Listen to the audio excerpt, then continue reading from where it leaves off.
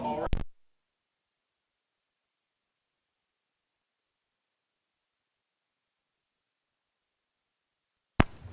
Well, welcome you all here tonight.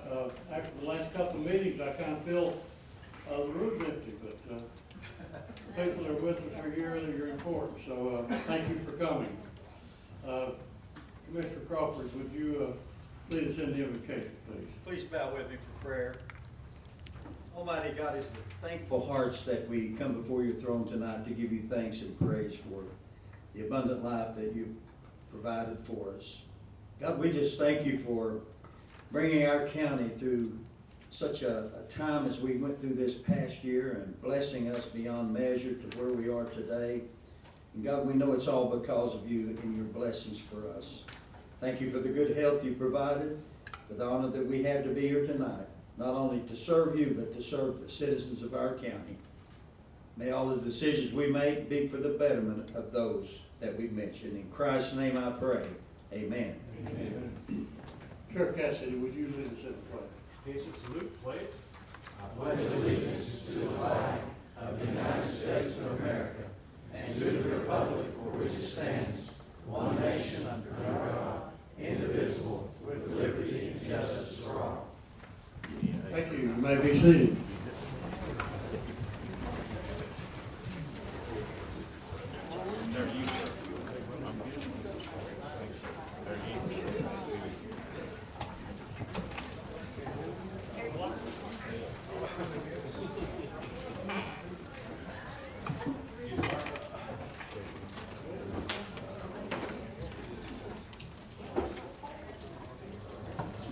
It looks like we're pretty close to full house, but we'll go ahead and 6:01, we'll take the roll. Madam Clerk, would you take the roll and the board opens up, please record your attendance, please.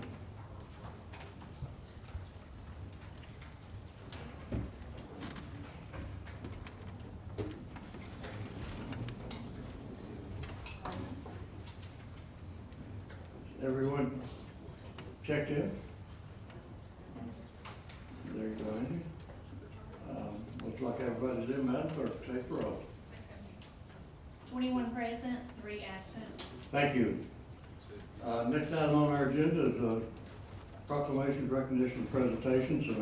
At this time, I'd like to recognize Commissioners Crosswhite, Commissioner Cole, and Commissioner Leonard.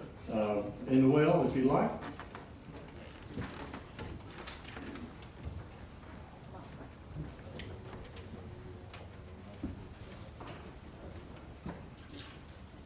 Hello, everyone. Would the Ferguson family please come up?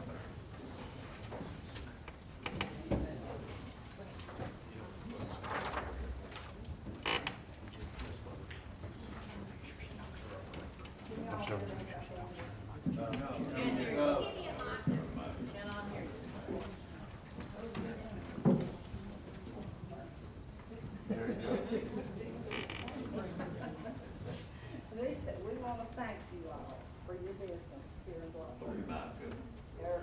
There's so many people that are upset that you're leaving, but I wish you the best. You enjoy your time off and don't go back to work. I'd like to introduce Jeff and Donna, Beverly, and Doug. They are the owners of, I'm sorry, they're the owners of Somebody's got to get Builders you back, Mart. but I'd rather do that. I'll stand over here. This certificate is a certificate of accomplishment, I'm sorry, I can't talk. And it's presented to the Builders Mart, 55 years of service. It was founded by William Ferguson in 1966, that's the day I was born. So, I knew Don would get that. But thank you all so much. You will truly be missed in your business, but you're still here for life. You're still our local people. So thank you for all you've done for our community.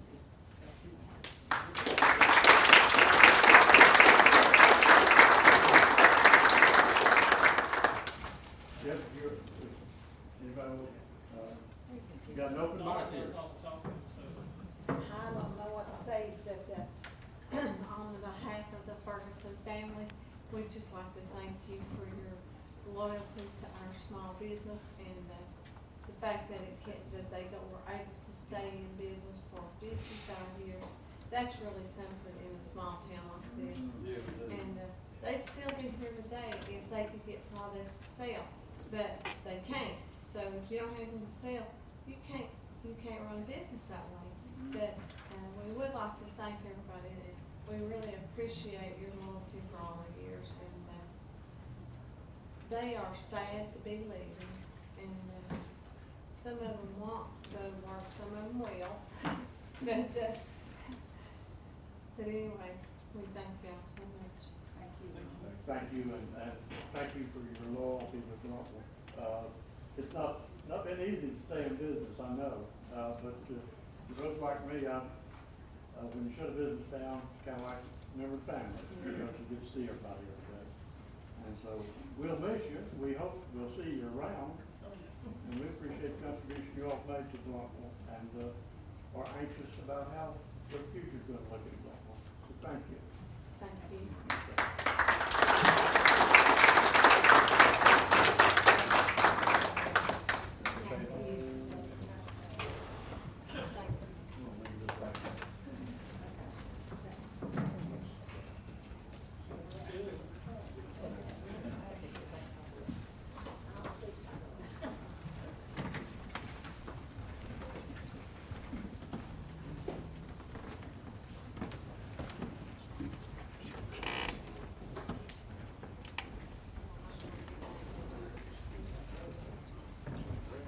I will add just a little personal note. Back when we could go to church, Donna and Jeff and Phyllis and I attended church together for about 30 years, Donna. A long time. Long time, longer than We we don't have to tell how long. than we remember.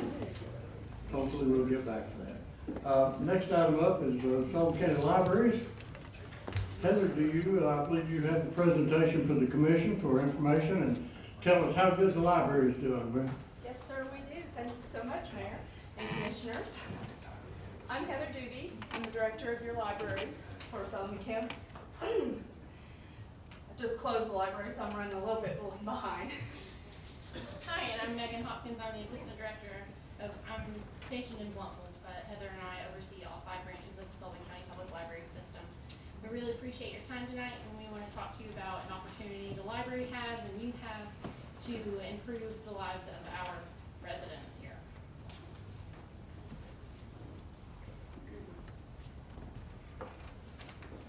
And if you don't have a library card, you can see me after commission and I will get you one.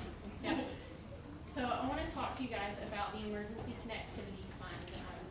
If you haven't heard of that program, we can go to the next slide, please. Lots of words, but the nitty-gritty is it was established by the Federal Communication Commission to increase broadband availability for residents and connected devices, meaning giving them internet connections at home if there isn't a service provider in their area, giving them a Wi-Fi hotspot so they can access the internet. If they don't have devices, giving them laptops or tablets. This program is for schools and libraries to purchase these things for library patrons or school students and staff. The program runs July 1 of this year to June 30th of 2022. And the program is truly designed for individuals that lack access to internet or internet connected devices. So we are asking for, well, the funding body is asking participants to sign an acceptable usage policy stating that if it were not for this program, they would not have internet access or a tablet or laptop to connect to the internet. So that's just a little bit about what the ECF or Emergency Connectivity Fund is going to do. So if we can go to the next slide, we'll see what those services look like for us. So as I mentioned, we can have home internet connection, and for the library, we're planning to use Charter Spectrum. Spectrum will coordinate with the resident or the library patron to get them set up with internet in their home at no cost to the person. That will be completely funded by the Federal Communication Commission and USAC. So Charter or Spectrum will bill USAC. They never send a bill to us or the resident. It really just, we're there in name only. We're kind of a middleman. But for those that may not have home internet access, access, maybe Charter, Comcast, or whoever is not there. Verizon has offered a hotspot service, so if you've not seen those before, it's just a little, teensy device, and it works off Verizon towers. It's a Wi-Fi hotspot, so it's the same as your router at home. And they're giving us a great discount at $15 a person.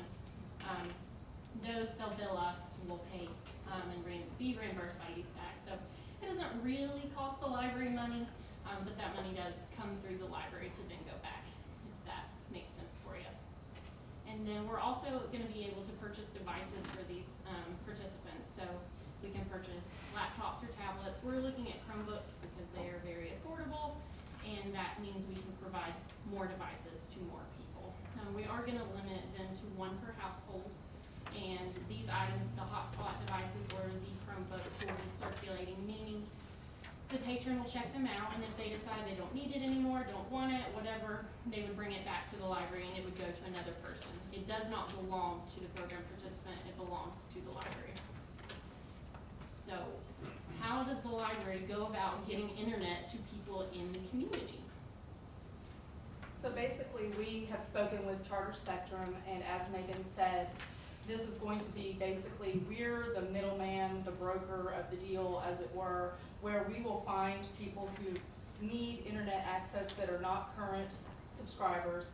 I don't know what you all pay for internet, but I would really love to have this deal. So for that June 1 through July 30th, this fiscal year, Charter Spectrum will put internet in these people's homes and will bill USAC directly. So the patron it's no cost to the patron, it's no cost to the library. And they also have a really phenomenal, basically offboarding at the end of that June 30th. We don't want to hook people up to the internet and go, sorry, my bad, it's gone.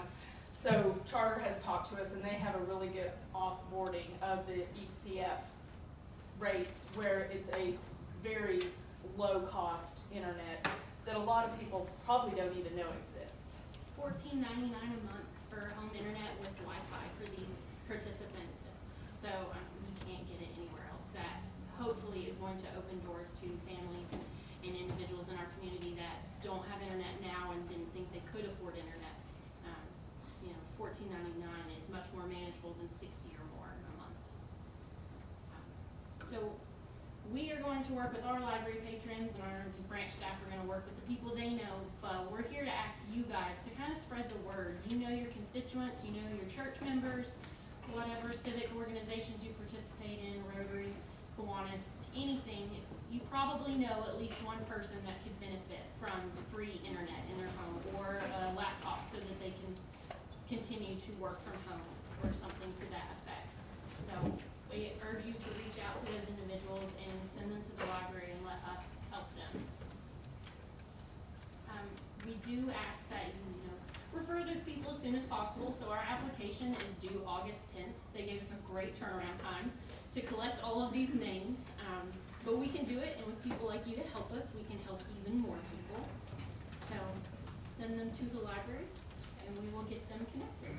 It seems kind of crazy in this digital world that there are people that don't have internet access in their home.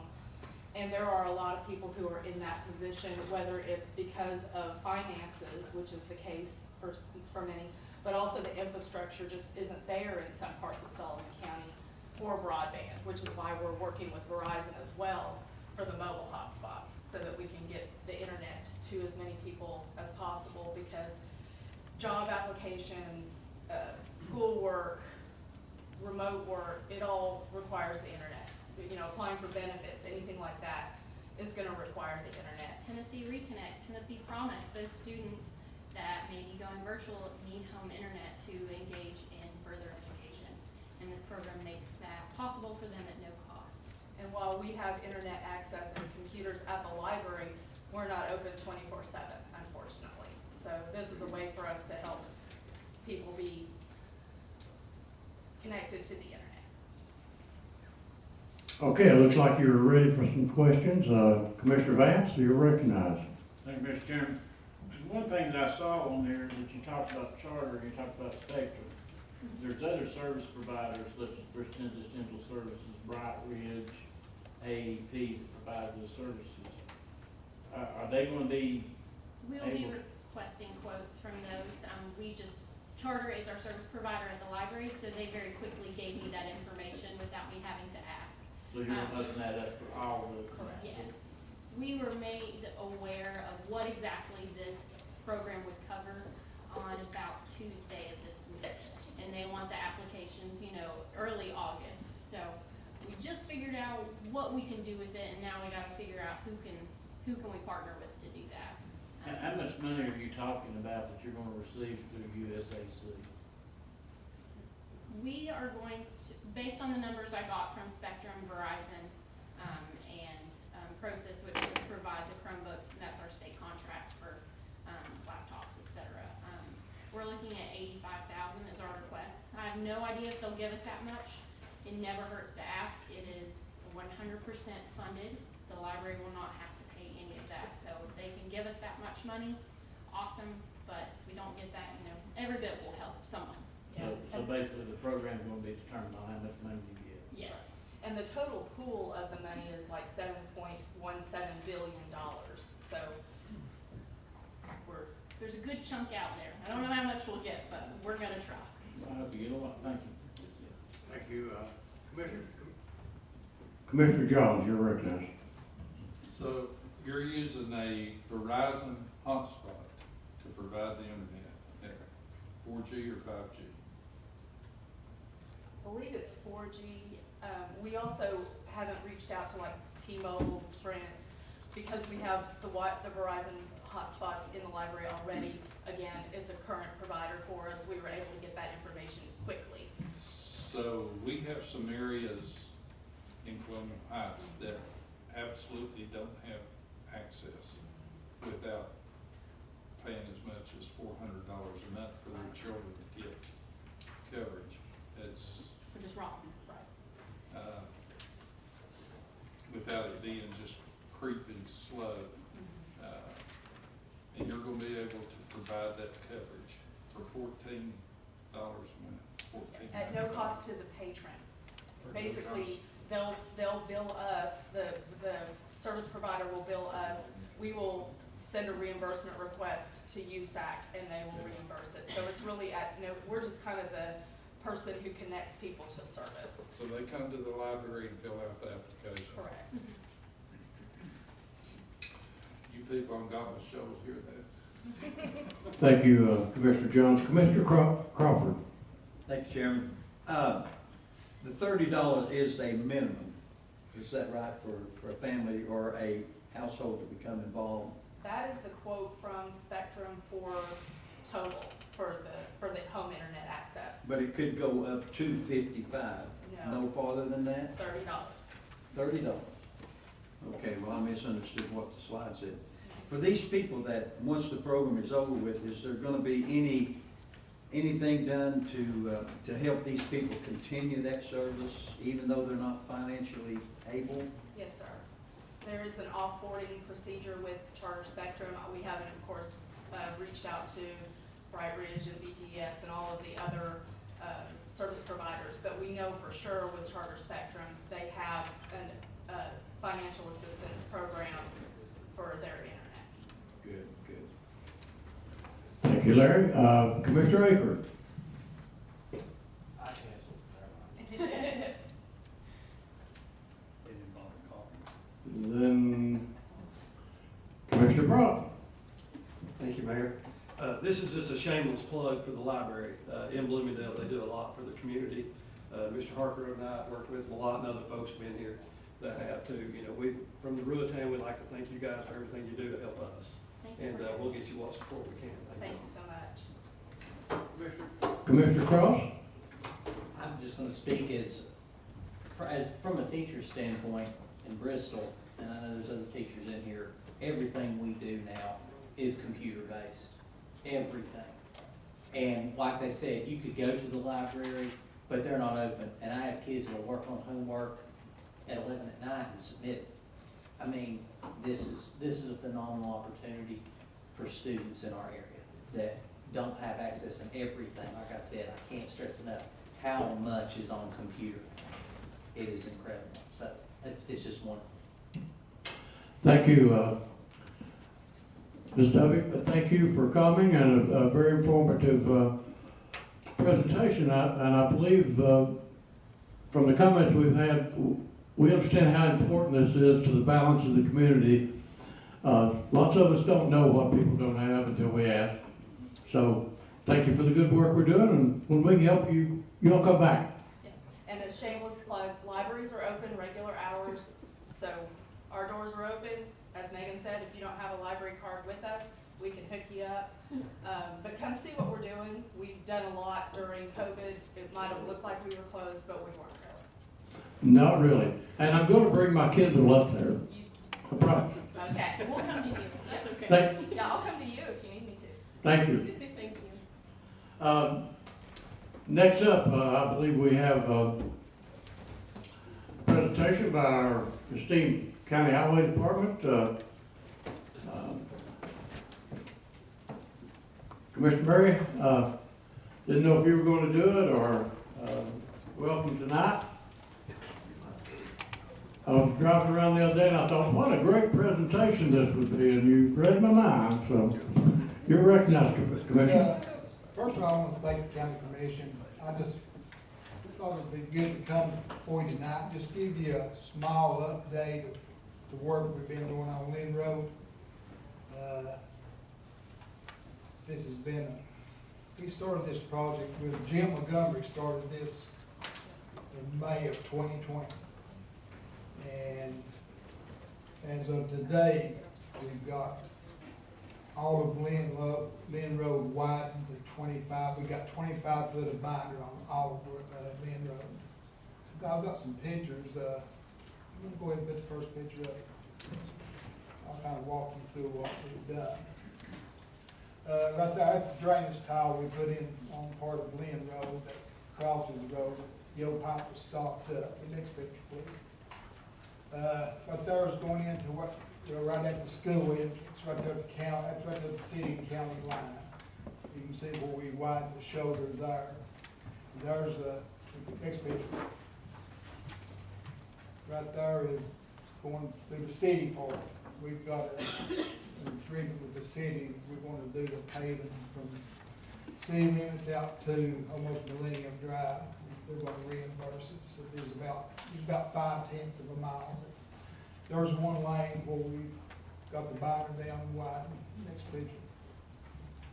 Right there, you really can't tell, but right there that's at the intersection of Henry Hart and Lynn.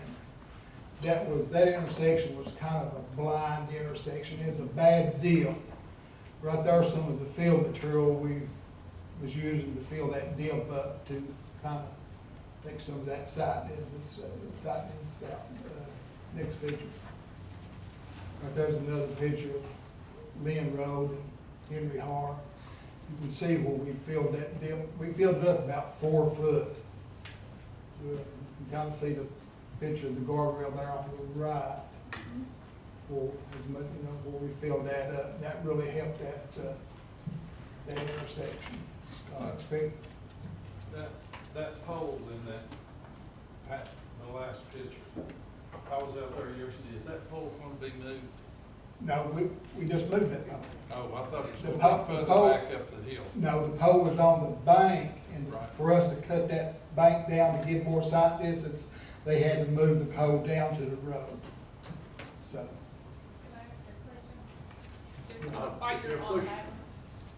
If you'll push your button, I'll recognize y'all. I'll turn your mics on so you, Commissioner Stidham was up first. Gary, you want to ask your question now? Scotty, you wanted the whole yeah, question? no, we don't, Okay. I mean, if you want Okay. to, let's, Just picture push your by button. picture, we can take questions like that.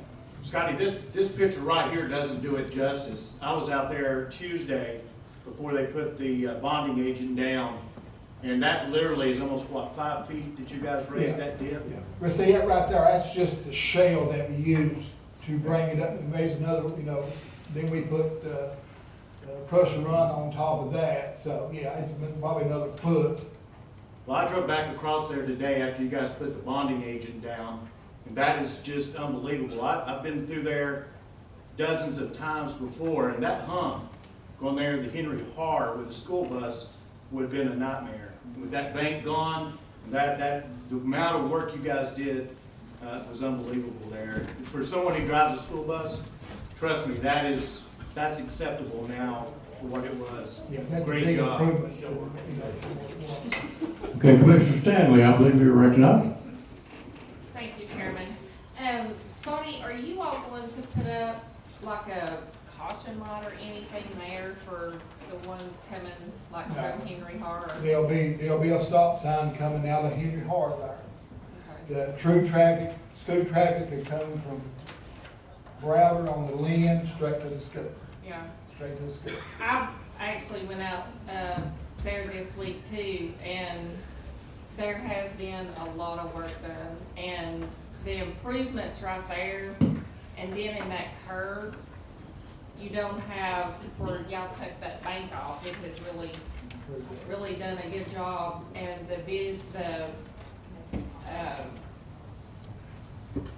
you don't have the site where that hump right there, like he was talking about the school bus, building that up right there really made a big difference. And we widened Henry Har out right there at the intersection. You know, down the road, there's gonna be a service road that comes out on Henry Har from the school. So we've got it widened up. Once that happens, we've got room to put a turn lane. Yeah. We're gonna go ahead and pave it and everything, but we'll have the turn lane already built in. It won't be open, but we'll have the asphalt there and ready to put the turn lane in when the service road goes in. Okay, thank you. Thank you. Want to go ahead and go on, Scotty? Yeah, That's one. right there, that's another picture. That's coming from where the overpass crosses 81. That's looking down towards the school end. That's where we widened that and put binder down. Next picture. That's a picture of Lynn Road. That's right there where the Bishop property. That section right there, some of that, we just had like 18 foot of pavement. And once we widen it, right now we've got, there's 25 foot of pavement right now. Which we'll stripe 24 foot, we'll have two 12-foot lanes. But there's 25 foot of pavement on all of the Lynn Road right now. Next picture. And right there, that's right there at the intersection of Henry Har and Lynn. That's going down towards the Ramey property on the right. I wish we had some before pictures. And I'll apologize. When we get everything completed, I'll put a packet together and make sure all of you have a before and after picture. But we cut a lot of brush and trees and done a lot of work right there on that bank and stuff. And widened that to 25 foot. The paving guys put the binder down. This week, I'm gonna brag on these guys. This week, we put down 2,300 tons of binder, just this week alone. Yesterday, they put out almost 900 tons one day. So, I'm gonna brag on those guys. Right there, they're going down by the Bishop property. Right there's the intersection, right there's the complete of Lynn Road, Henry Har. On your left there, that was, all that area on your left there, they see it's sown grass now, all that was wooded area. We, cut all the wood, trees down, filled it in and graded it off. Next picture. Commissioner Blaylock had a question. Well, Okay. my question, let's say with the school opens within a week instead of August the 8th, is that when it's gonna happen? How's it work?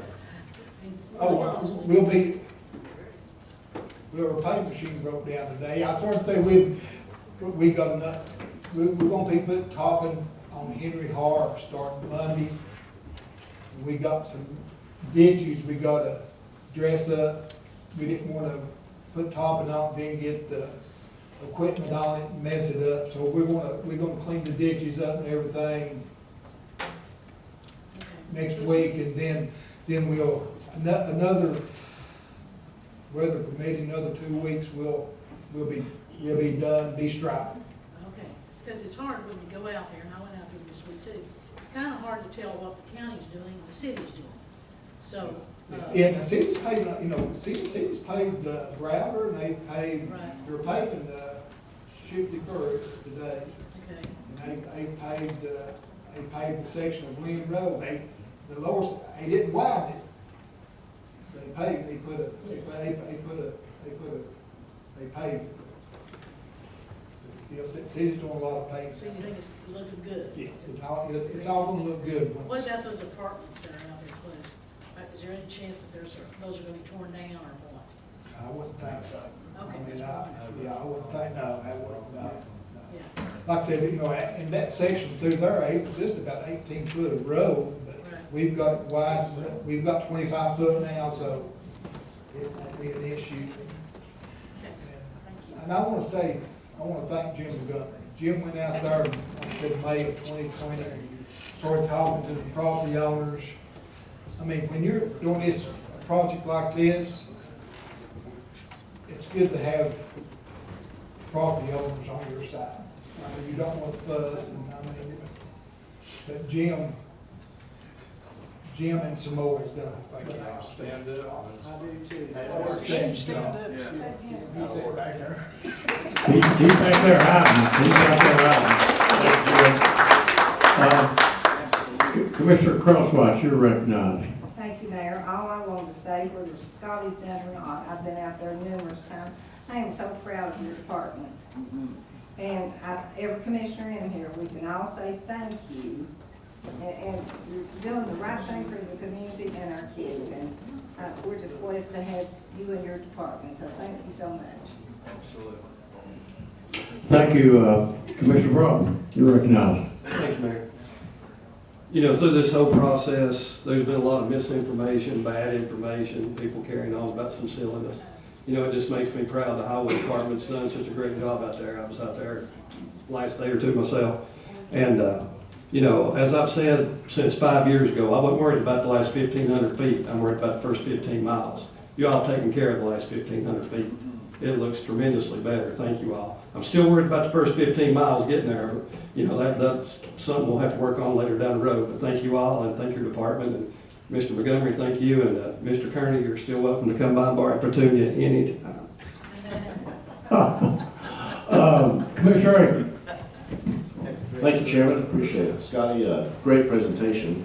Got a little worried, you mentioned about when it's all done, bringing back a presentation and all that. No, this is a good-looking color copiers, and I only have so many copier releases, resolutions in me for a year. So I would suggest maybe Gary Stidham could take a field trip, and he could drive his little school bus around, and we could pick us all up and take us out there. Could have people one at a time, so. So what if we put a resolution in the Bayou Caucus when we do that? He's tight with. Commissioner Glover, before this gets totally out of control. I agree 100%, sir. Scotty, you guys done a good job out there, and you was talking about that binder that you put down. Explain to everybody about that. The reason that binder was put down is to make that road more smooth, safer, keep it from breaking that. It's make it more durable. It's like an inch rock, and it'll make it more durable. We put 3.5 inches of binder, then we're gonna put 1.5 inches of topping on top of that, and any big delivery truck, tractor, So you went all the way down to the entrance with that binder, all the way down? we went from Browder, plumb through the city, plumb almost to Millennium Drive. The binder, we're gonna go back to the top. Well, it looks good, and Jim, thank you, and Eric, thank you. You tell all those boys that we appreciate what they've done. I know they've stepped up. I know you had a lot of plans in other areas of the county for work this year, but you've went over and you've done a hell of a job over there. And I thank you. And that, a heck of a job. And that road's probably gonna be so smooth that I'd say a pig with lipstick on could run across it. Bitch, anything can. And I hope I'm over to see that when that happens. But it looks awful good. Thank you again for that, appreciate you. And I wanna say, you know, yeah, I do a lot of credit, but I can't take no credit. I've had four or five guys that's been working over there for the last 7 months, every day. Jim Montgomery, Aaron Kearney, Mickey Nottingham, Eddie Murray has been over every day working on this project. And without those guys, I mean, I just want to say thank you to them. Thank you, y'all. Well, Scotty, you've did a great job. I went down to Field Press and came back up on brand new paving for 1.3 miles. So if you haven't had a chance to get there, you'll be impressed with the difference in 17, 18 foot and 25 foot. You'll feel a lot better about the entrance to that school. That completes our recognition presentation session. Last month, I notified those of you in the Bloomingdale Utility District that we had a nomination of David Horton to be appointed to the Bloomingdale Utility District Board. Any objections to that? And what I'm doing, I'm announcing these appointments a month previous to the time that I'll make them. So without objection, I'm appointing Mr. Horton, David Horton, to the Bloomingdale Utility District Board to terms to expire per the bylaws. Tonight we have a new nomination that I want to let you know about. The Governmental Utility District has recommended that we reappoint Billy Winters as the commissioner in that utility district. So that's your notice. I'll wait to hear from you if you have any comments, and then next week or next month we will complete that appointment. So if you have an opinion, you have questions to the district manager or the district chairman of the board, let me know and we'll get them answered. So Mr. Billy Winters it's a reappointment, he's been there before. Okay. We have 2 sets of minutes that we need to approve. First, and I'm going to do them in one motion, July 8th call meeting and the approval of the minutes from the June 17th regular session. Those have been spread to Commissioner Gardner, Commissioner Crawford seconds. Any corrections or additions to those minutes? Seeing none, all those in favor signify by saying aye. Aye. Those opposed, no. The minutes are approved as published. This month, we don't have any amendments to the Sullivan County zoning plan. So we'll move right on into our resolution agenda. And first up under old business, Commissioner Cross has requested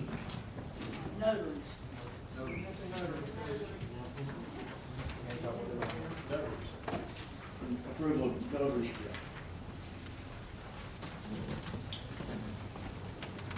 I did, thank you. Just skipped across that. That'll give me time to get prepared for Mr. Cross's presentation and move it forward. So thank you, Madam Clerk. Thank you, Commissioner Akert. Next item on the agenda is the approval of notary publics. And Madam Clerk, if you will read the list. Tanya D. Arnold, Caleb E. Barnes, Robert Dwight Bates II, Charles A. Branscombe, Rosalynn Brooks, Nikki B. Brooks, Carol Campbell, Grant Carrier, Brenda Chappell, Kara Jamelia Clark, Joel A. Conkin, Wendy Davis, Caitlin Dry, Rhonda Janine Dye, Maribel Ellington, Rachel M. Enfield, Charlie E. Faxon, Brandon S. Farrell, Mitzi Fortner, Caitlin S. Hicks, Andrea M. Hillis, Sheila C. Holmes, Lexus Hughes, Demetric Johnson, Gregory Wayne Jones, Haley Kegley, Christopher Claire Kibler, Vitha Francis Kilgore, William Lambert, Michelle W. Martindale, Patricia Massey, Mary Mariota, Tammy T. Miller, Brenda Diane Monty, Vicki L. Moody, Tamara Taylor Moore, Joshua Mowell, Audria W. Nelson, Evelyn Y. Perry, Tammy Jean Quillen, Vicki Lee Ray, Elijah C. Red, Tanya R. Ward, Jessica Nicole Salyer, Jared Taylor Settle, Tamara D. Stapleton, Belvia Thomas, Brianna Vaughn, Lee Faith Walling, Sandra O. Whitaker, Felicia Marie Wiley, Jared Andrew Williams, Charla Williams, Madison Woody, Preston Wright. You've heard the list. Any objection to the applications to be notary public for Sullivan County? Have a motion for approval of Commissioner Cole, seconded by Commissioners Akert and Gardner. Discussion? Seeing none, when the board opens, cast your vote on the motion to approve the list.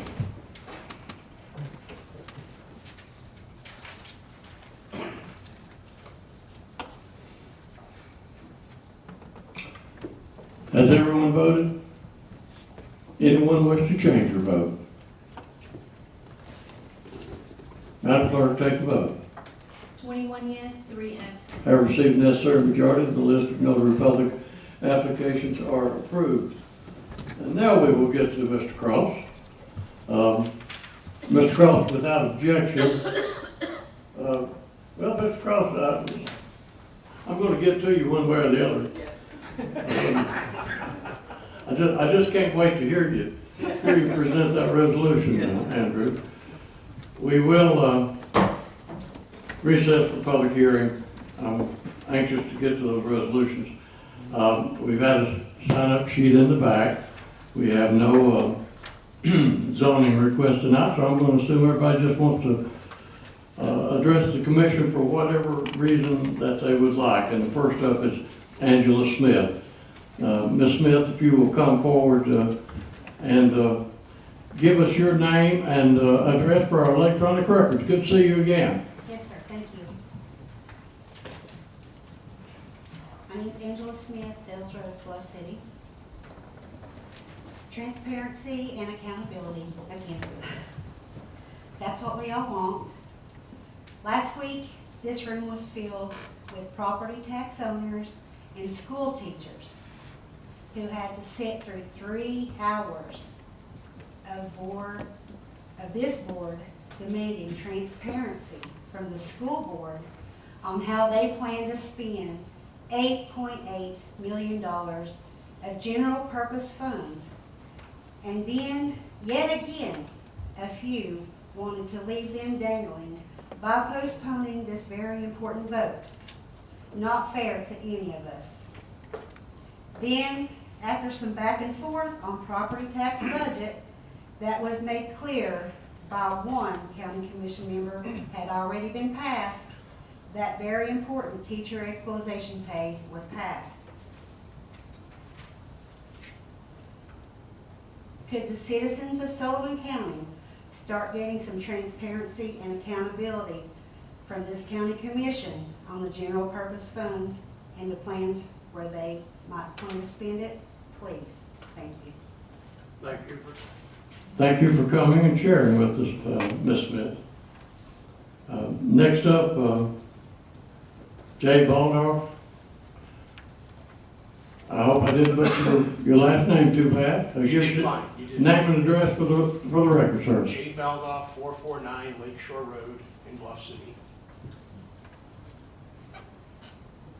And I just got an ask for you, Mr. Mayor.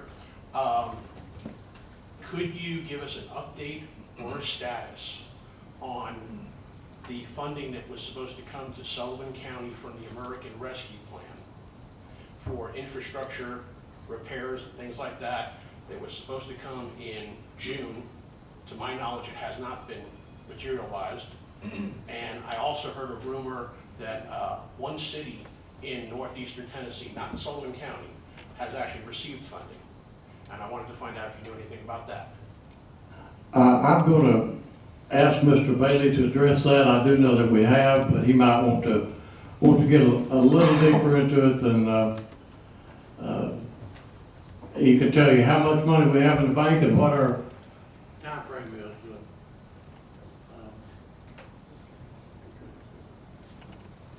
Larry, I'm sorry, that used to be at the bottom of the list, now you're at the top of the list, so, Mr. Bailey. Okay, that's a very good question considering the timing. We all expected this money to show up some time ago. Ours showed up, maybe a month ago, if I recall, $15 million, first half of it. At that time, we were expecting we would be given turn loose to start spending it. We've heard that a couple of times. But there's a great deal of bureaucracy involved, not with us, but with the state and federal government.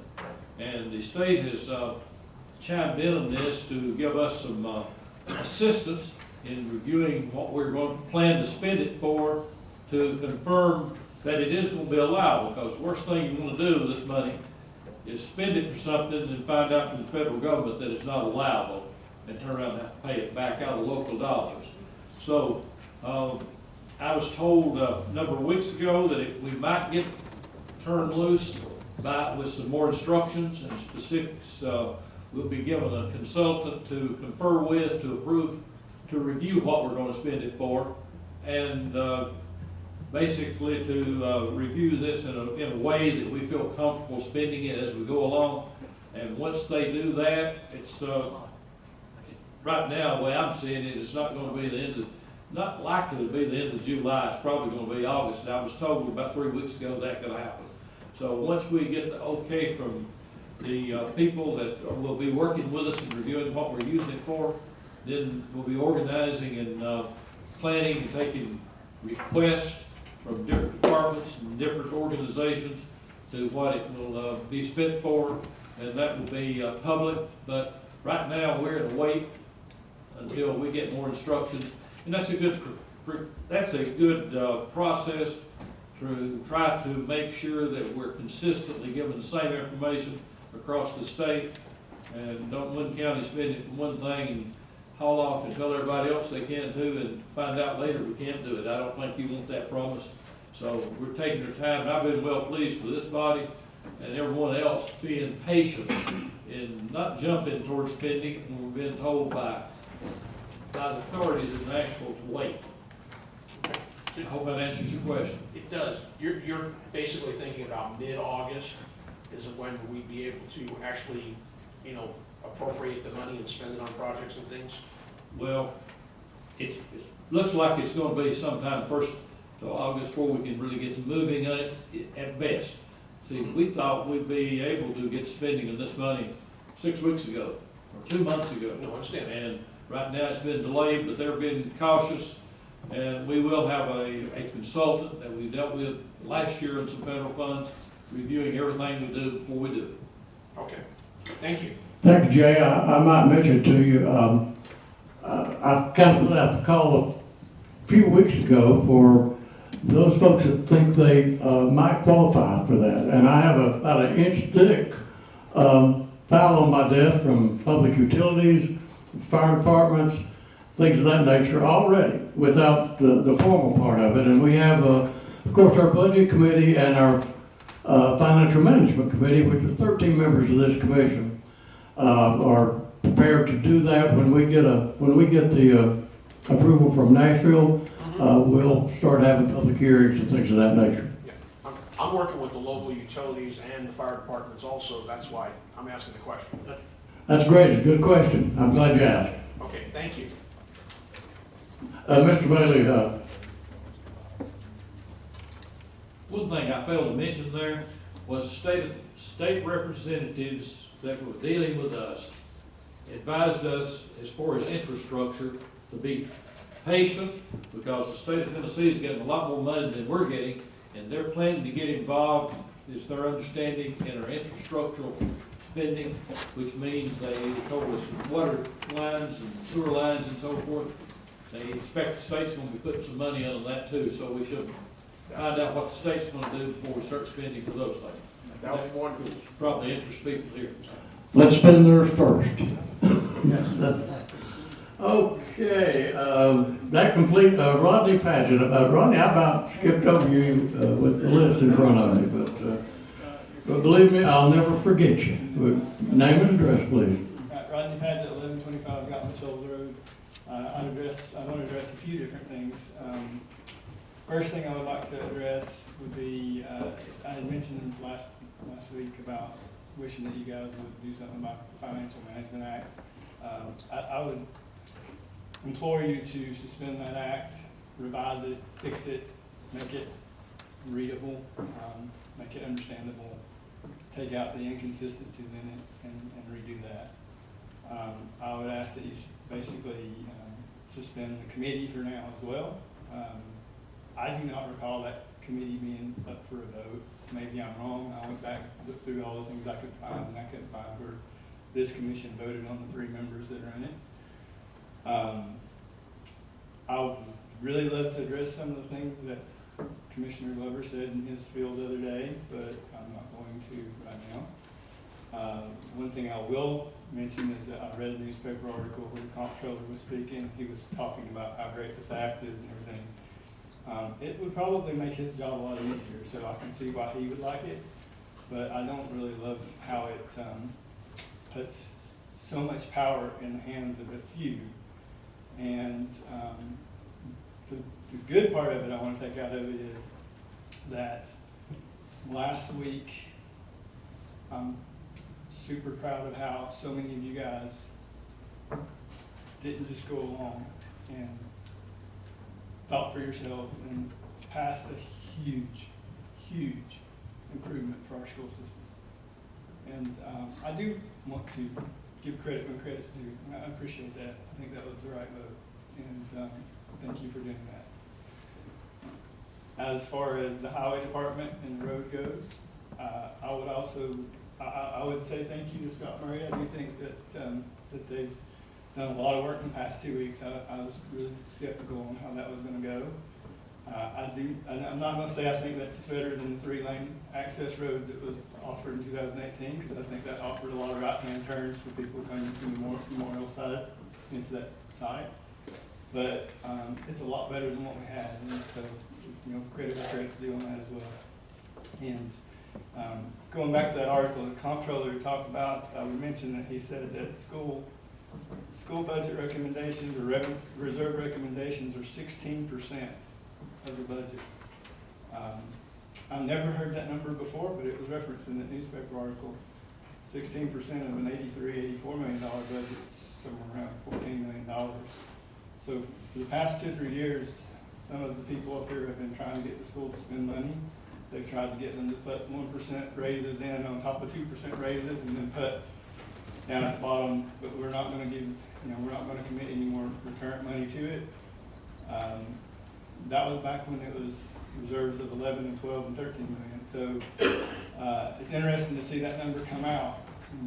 I would ask you to keep that in mind. It's not necessarily bad stewardship to have that money sitting there and being ready for upcoming projects. That's less money you have to pay on the back end. So I trust that the school system will use it wisely, and if they don't, then I'll go bark at that direction.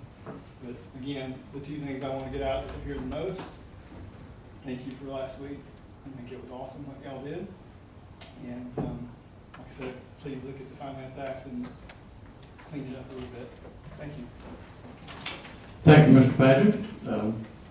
Do we have anyone else in the audience who, before I close this public hearing, that would like to address the commission for any reason? Anyone? Public hearing is closed. Now we'll get to where I wanted to go, Andrew.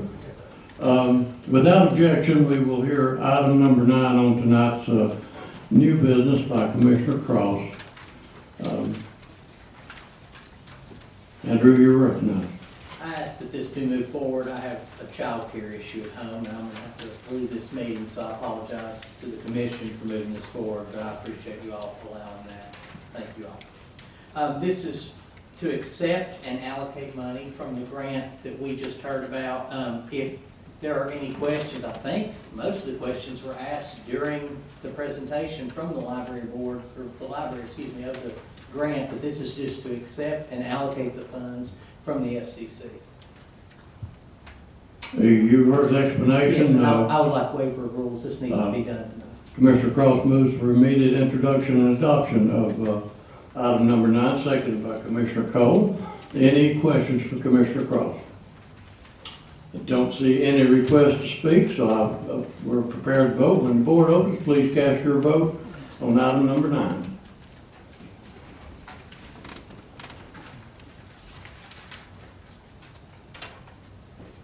Has everyone voted? Anyone wish to change your vote? Madam Clerk, take the vote. 21 yes, 3 absent. Having received the necessary majority, item 9 is adopted. Thank you, Commissioner, again. Thank you, and you're dismissed until Jackson, hello for us. Yes, sir.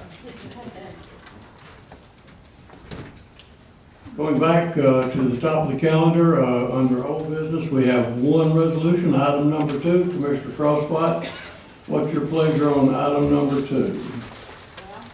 Thank you, Mayor. We're still working on it. We will eventually figure out what to do with it, so we're gonna move it on.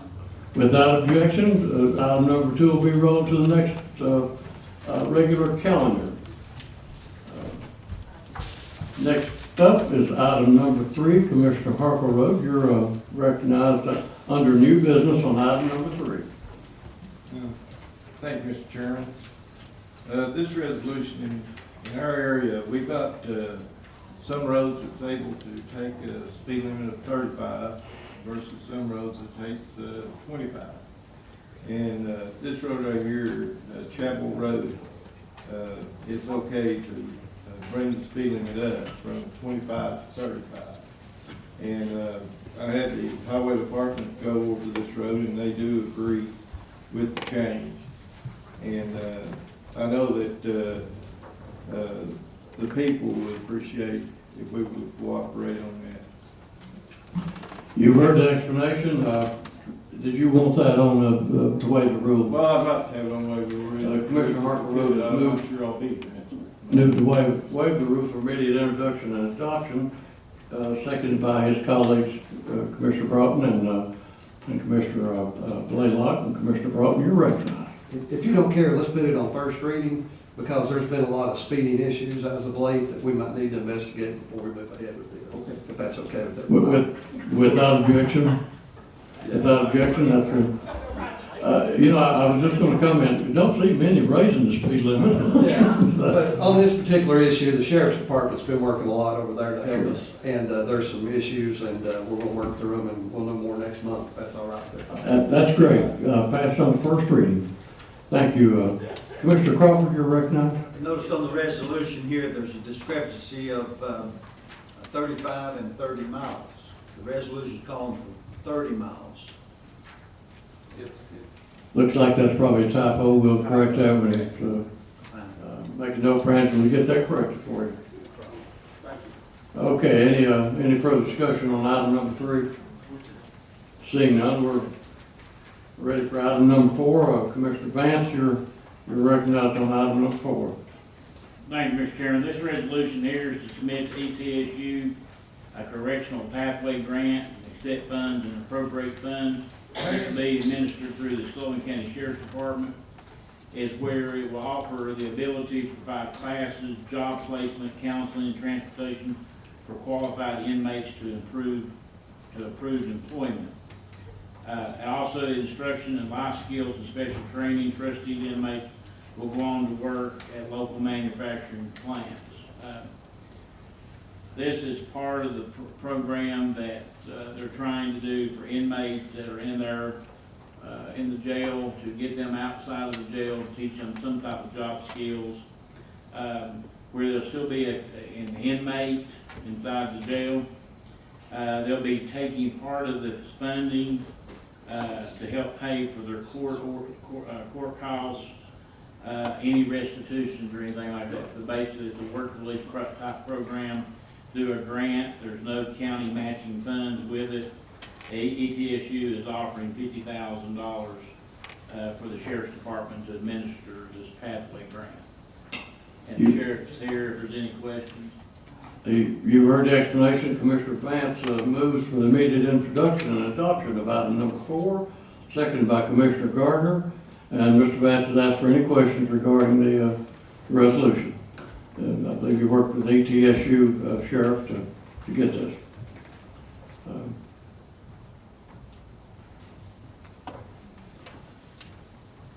Yes, sir, Mayor. Sure did a really good job by my correctional staff. And it's going to be, like Mark said, very beneficial to these inmates. Maybe they can be successes once they get out of jail. I think their work with you speaks for itself, and that they're have confidence in your ability to do that. So thank you, Sheriff. Thank you, Mayor. Appreciate it. Any further comments or questions? Seeing none, I believe we're ready to vote on the waiver of the rules to adopt item number 4. Board is open. Please cast your vote. Requires 16 votes for passage.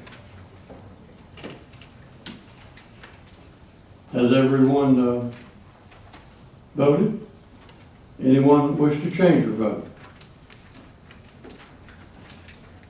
Madam Clerk, take the vote. 20 yes, 4 absent. Having received the necessary majority, item number 4 is adopted. Next up, item number 5 on first reading. Commissioner Broughton will recognize you on item number 5. Go ahead and push your button there if you would. Thank you, Todd. You're recognized. Thank you, Mayor. Mr. Flanagan approached me and last month, and we didn't have time to get it on last month. Plus, we had a lot of other stuff going on that was just didn't seem right to bring it up then. His services cost us $150 a month, and this is requesting to raise it up to $200. I think it's a good investment because there's a lot of folks that watch this at home during COVID. They got a real benefit out of it. It turned out to be probably the biggest bargain we had going on in the county during that situation. I know that we project the meetings as well, but his service allows people another avenue, and I think for $200 a month is probably one of the biggest bargains we do. And if anybody would like to be added on as a co-sponsor, and if everybody votes in the affirmative, I think that they'd be more than welcome to join. I apologize, I made a bunch of phone calls to get Stakens, and Angela and I were working different schedules, so it was hard for us to get together. She's the one that rounded this up for us and made it happen. If y'all got any questions, I'll be glad to answer. You've heard the explanation. Mr. Broughton moves for immediate introduction and adoption of item number 5, seconded by Commissioner Crosswhite. Commissioner Gardner, you're recognized. Question. Thank you, Mayor. In his current contract, is the service exclusive to this meeting, or does it? Because I noticed he was here for our called meeting last week. So is it exclusive to this meeting, or is it just a pick and choose on his part? Mr. Flanagan, would you like to answer that one? No, I was asked, any meeting I do, I'm asked to do. Okay. He'll do any meeting he's asked to do. So that's hard to beat. $200 a month. Yes. What I was specifically asking was what does his contract? John, let me get you back on. My question was, what does the contract entail? Contract says any meetings other than the monthly meeting will be additional fee, same fee. Okay, this is just for the monthly meeting. Any additional meeting will be an additional fee. Correct. Is that correct? We talked about that. Tim calls and says, do you want me to do that? And that's a negotiated thing. So that's good. Okay, Mr. Broughton also said, requested that anybody voting in the affirmative for this be shown as a co-sponsor. Any other questions for Todd? Seeing none, I believe you're ready to vote. Angie Stanley. I pushed my button. Oh, I know. I looked over and it was green, and I'll get you. Thank you, Chairman. Todd, is this, I'm kind of confused. When he said if he's asked to do additional meetings, is that $200 per meeting? Is that? Correct. Yes, ma'am. Yes, ma'am. Okay. And there again, you know, we've had this contract for a year, and I think it's turned out to be a bargain, you know, with gas going up and everything else going up. You know, it is what it is. Everybody here knows I don't like to spend money, but, you know, we gotta let people know what we're doing. This is a good, So like cheap if way we to do wanted it. him to come to a budget meeting or administrative or executive, then it would cost us additional 200 per meeting, Yes, right? ma'am. Yes, ma'am. Okay. Is there any way, would you accept an amendment? Would you accept an amendment on this that to allow people to make public comments on the video, the Facebook? They do. They don't. No, Tim? they don't. No, let's leave that out because that just makes it harder on Tim. Okay, because I had some people ask me why they couldn't. They can share the video on their Facebook page and put whatever they want to on it. Okay. Thank you, Todd. Commissioner Vance? I just had one, I just went to turn red here, okay? I just had one question, and this is not towards Tim, but when we had to go to the Zoom type meetings, we had equipment here that done that. Yes, sir. Is that right? Yes, sir. So if we can do that with the equipment we have here, and we're paying somebody on outside to do it, why don't we just do it through the equipment we have here instead of contracting with somebody else? I mean, maybe Mr. Bailey can respond to that. I mean, because apparently we had to spend money to put the equipment in here to do that, and we had to go through the COVID stuff. Right. So, and that's just a, Shooting from the hip, and I'm great with bringing Mr. Bailey in on this, shooting from the hip, I think the reason we did that is because the state allowed it. And we made extra accommodations here to provide for that.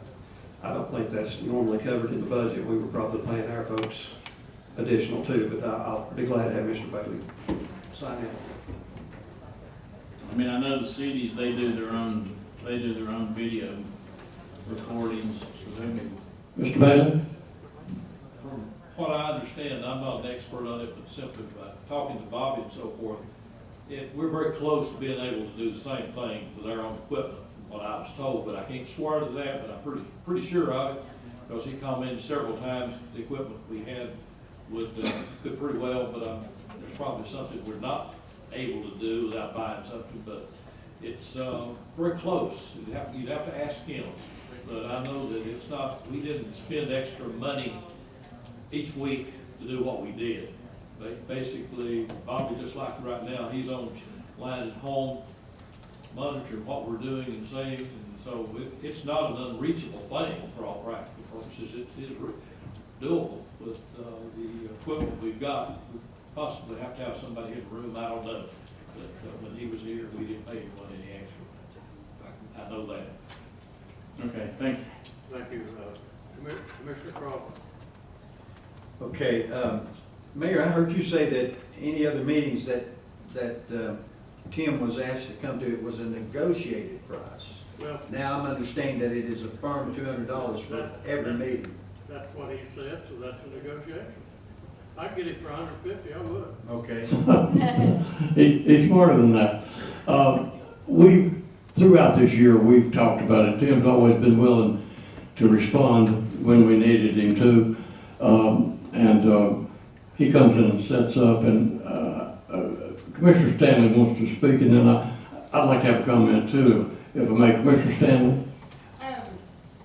Since Mark had mentioned about the video equipment stuff, you know, during the COVID where we could do the online Zoom meetings and stuff, could we not take the COVID money so people could stay more home and watch us instead of coming in here to attend and stuff? I think if we needed more video equipment, that's what my question was. Could that be something that we could spend that on?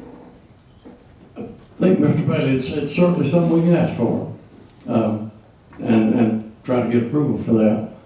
But yes, possibly so.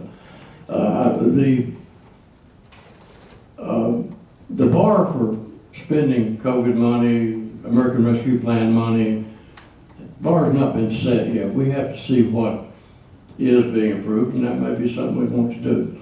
And I would like to say thank you to Mr. Flanagan. He has always been here at our meetings and stuff and done a super fantastic job. So thank you for all that you do for us. And I mentioned I wanted to make a comment. Bobby Runyon reacted wonderfully during this COVID thing and scrambled around and got us to where we could meet without putting everybody at risk. But there is production value in a presentation like this. And if you notice, Tim's got various cameras up places, and there's value in production rather than just shooting a camera down the line. And Tim does that. I've watched some of it, and it's pretty well produced. So that's just a personal aside there. So anyway, you've heard the motion, Sam. I'll get you. I just want to say thank you to Tim. Our veterans organizations have used him for several different events. He's done a tremendous job for us. Events that we've had at Memorial Day and Veterans Day at parks in the area. And I unashamedly put a plug in for Tim if you're needing that service. Not a bad thing to do, but all of you saying these nice things that we just want him to get our good side if we have one. Some of us don't have a good side. Okay, you've heard the motion. I believe we're ready to vote. We've cleared the board. So when the board opens, please cast your vote on item number 5. Requires 16 votes for passage on first reading. Everyone voted? Anyone wish to change your vote? Madam Clerk, take the vote. 20 yes, 4 absent. Having received the necessary majority, item number 5 is adopted. Next up, item number 6, Mr. Glover, you're recognized on item number 6. Thank you, Mr. Chairman.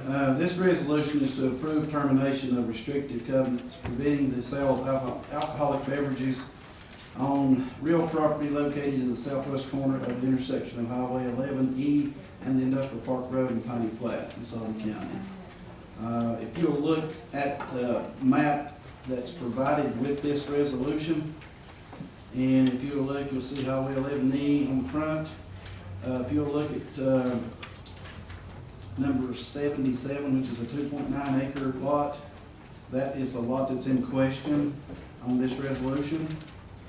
We do have interest of a pretty nice convenience store chain that's located in other areas that's looking at that particular site.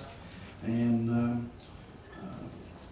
I would like to put this on waiver of rules tonight so that we can get this sent back to them. Attorney Street has got some paperwork to do with the other adjoining counties such as Bluff City and Johnson City and some of the other folks to sign off on it. So I think it's pretty important that we get it done so the investors can move forward on this. It'll be a big boost for Piney Flats and also Bluff City and that area of the county.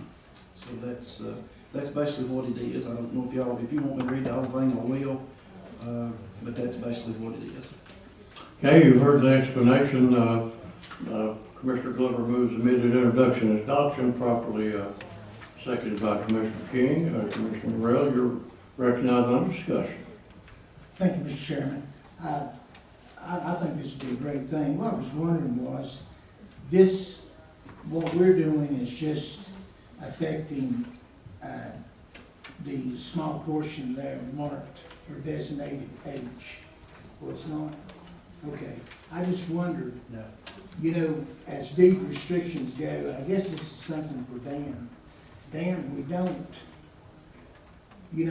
really enforce those or anything, deed restrictions per se, as I understand it. So I'm not against this. I'm just wondering if we don't enforce them, how do we take them off? Yes, it's not the county doing anything in its government form. Parcel 77 just happened to contained, the deed to parcel 77 just happened to contain some restrictions forbidding the sale of alcohol. So what the owners of the property have done is they went back and tried to get all the surrounding owners that at one point in time were connected to this larger parcel of property to agree to release them from that covenant. Okay. Sullivan County owned, along with Johnson City and Bluff City, some of that land as part of the Piney Flats complex, industrial complex, but that parcel H, the only reason that is mentioned is we still own that. That's the remaining parcel of land that Sullivan County owns. But this doesn't affect parcel H, really. This resolution is about parcel 77. We're just saying, as neighbors, we are not opposed to the restriction being lifted. Okay. And that's not in our government capacity. You're talking about we don't enforce that stuff. That's not, we're not talking about Sullivan County's government capacity. We're only talking about it as Sullivan County as a landowner. As a adjoining landowner? Yes.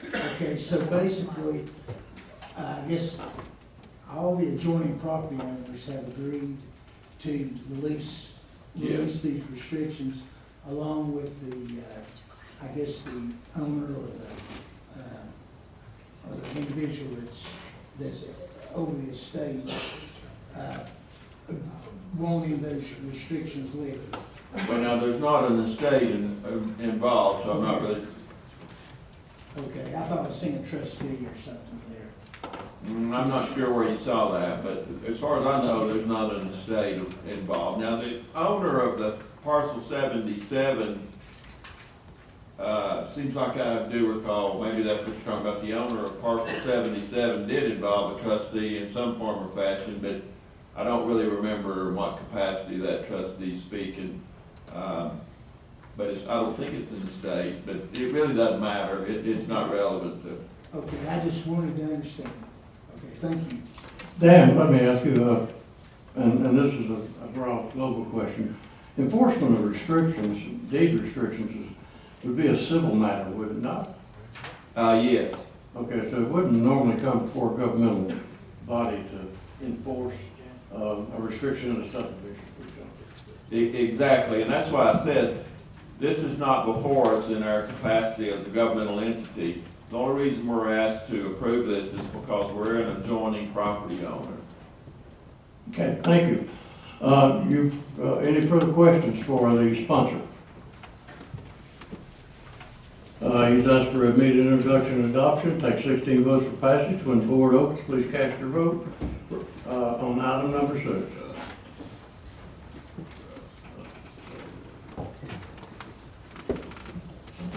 Has everyone voted? Anyone wish to change their vote? Madam Clerk, take the vote. 20 yes, 4 absent. I received necessary majority. Item 6 is adopted. Next up is item number 7. Commissioner Morrell, are you prepared to represent our esteemed colleague, Ms. Calton, who is absent tonight? You're recognized. I'll be honored to speak for her if I may. Ladies and gentlemen, there's actually 2 of these resolutions. These are delinquent tax sales that we get every so often, and we're getting them more now, and because there's been a lot of work done to get these prepared for us and everything. But anyway, our first one on item 7, we have a piece of property located on Canton Road. That's down near Colonial Heights. This property has been offered for sale several times, and we have a bid now of $400 for it to buy it. This piece of property, if you can see the picture of it, it's on a slope, a very sharp slope on Canton Road. Has a lot of property right there. It's vacant. It's identified as on map 107, group I, partial 106, partial 6, and the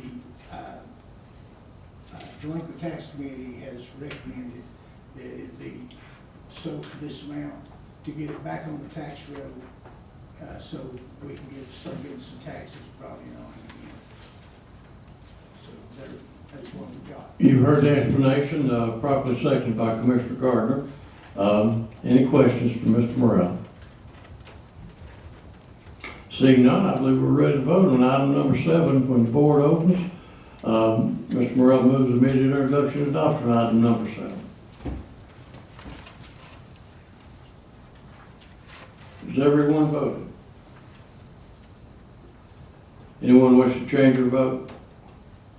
Madam Clerk, take the vote. 20 yes, 4 absent. Thank you, Madam Clerk. Having received necessary majority, item 7 is adopted. Commissioner Jones, you are recognized on item number 8. And this is the second one that we met on Tuesday to look at. And if this property is not sold, it would actually be a landlocked piece of property. And the adjoining owner has made an offer on it. This is in Bristol area. And we recommend that we go ahead and get this piece back on. She's the only one that can benefit from it because of the landlocked situation. And it's just been sitting there of no value to anybody except to her. And so we recommend, the Delinquent Tax Committee recommended that we accept this bid and get it back on the tax roll.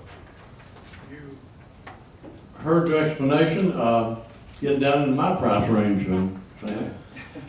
You've heard the explanation, properly seconded by Commissioner Gardner for the immediate introduction and adoption of item number 8. Any further discussion? Seeing none, we're ready to vote. When the board opens, please cast your vote on item number 8.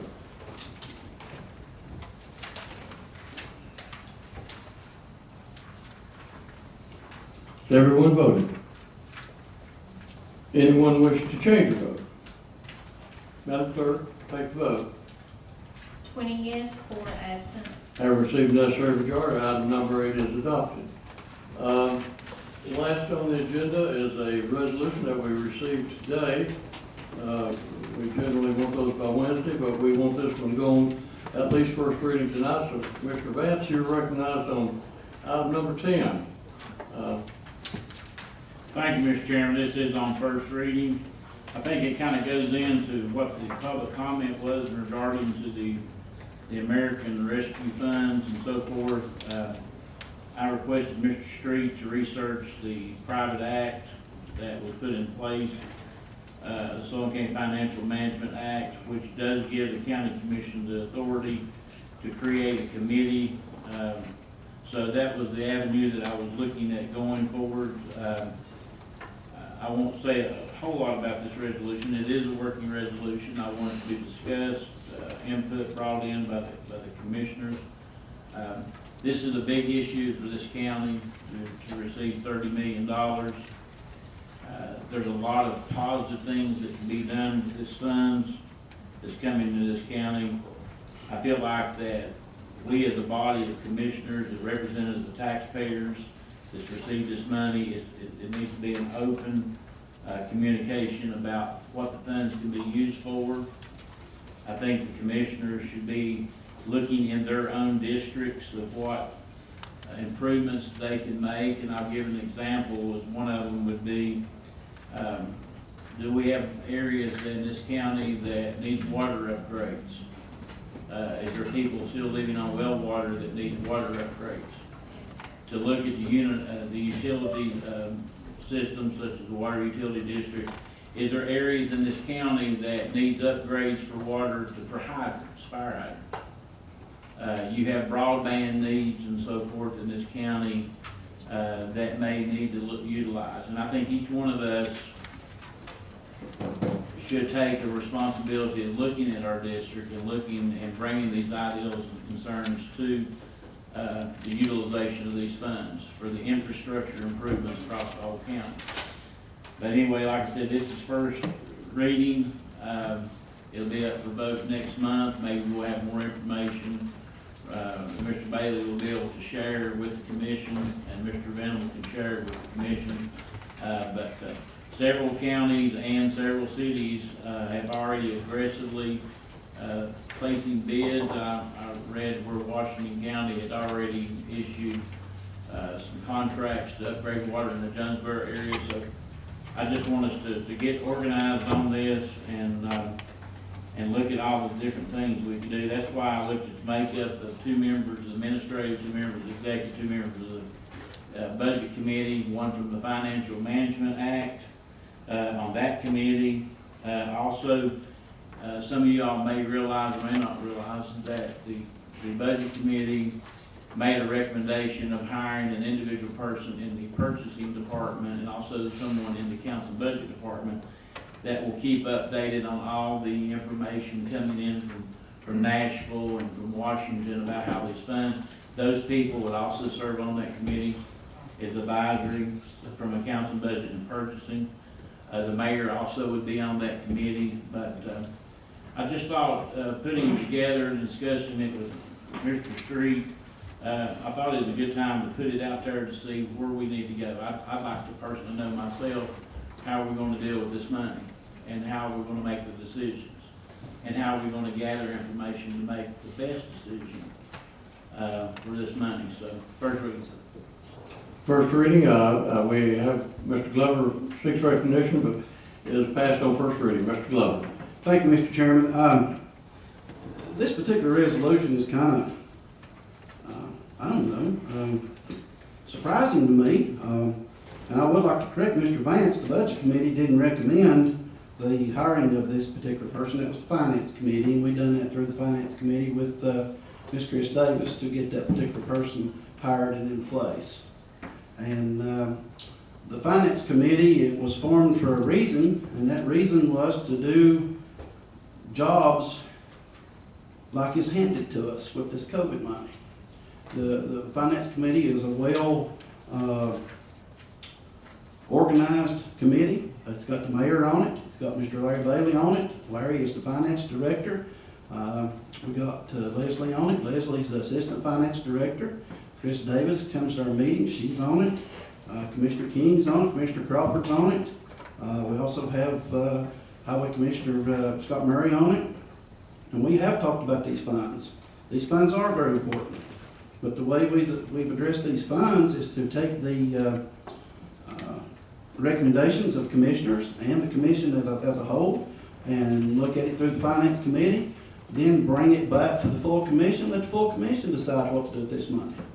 And who's going to pick these members? Who's going to pick 2 from each committee? Is that going to be the job of the sponsor of this resolution? The same sponsor of this resolution a couple months ago, Ms. Crosswhite brought one in about forming a committee to do study for the historic buildings in Blountville, was the very one that said we didn't need to form any more committees. So it's kind of puzzling to me. All of a sudden, this has popped up through this whole procedure. So I will not be supporting this, and I think we have a good committee in place, and I hope we'll be moving forward through that committee with this. Thanks.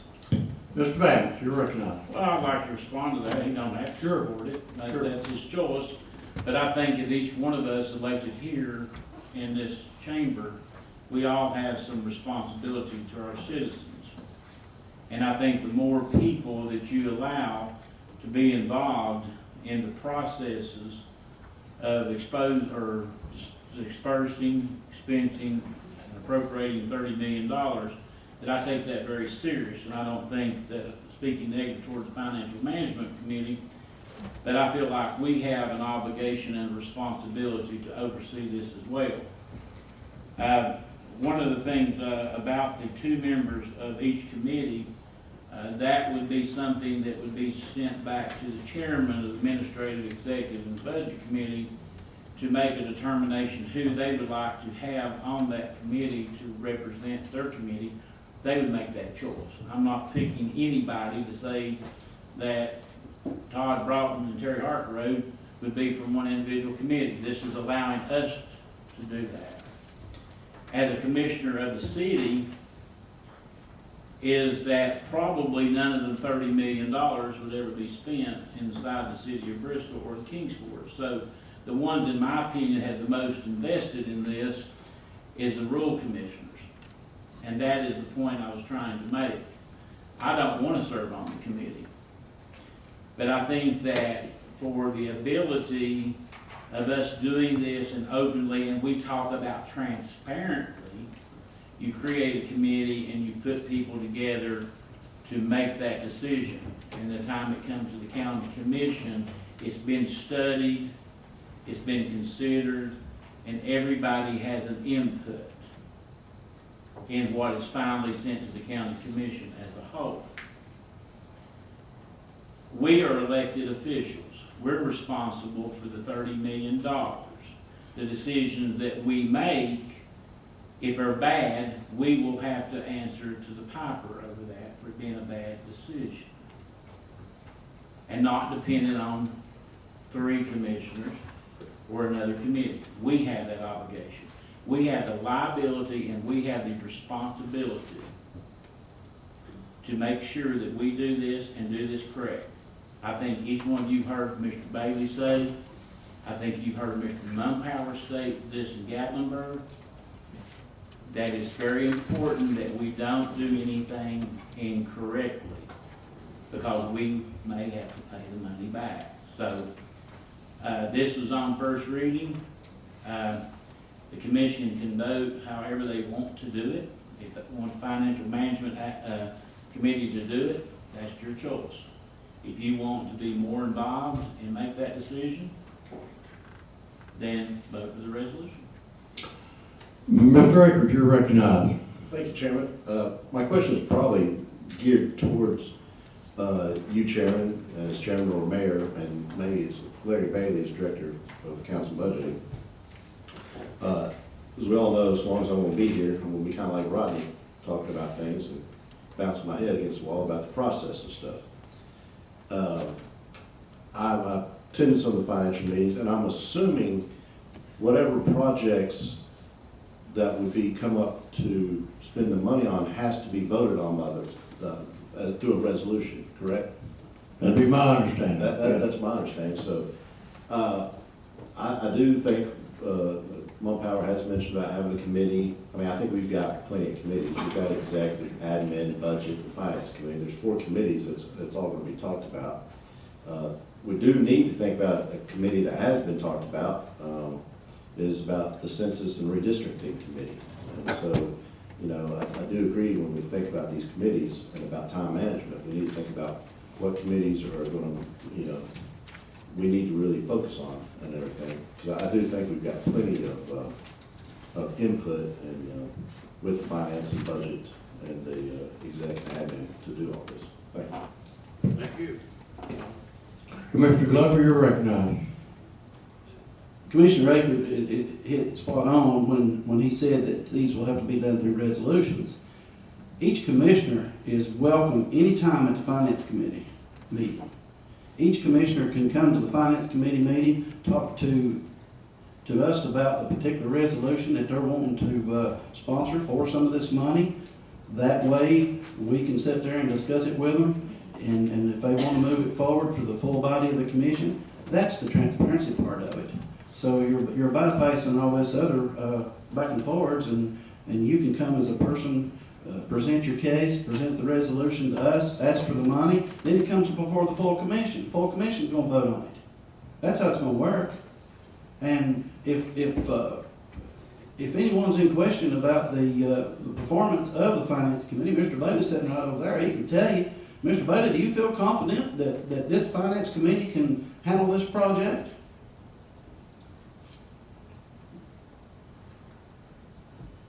Mr. Bailey? But it's a tremendous challenge for any committee to handle this particular project, the size of it, and keep in mind, this isn't gonna be over in 6 months or a year.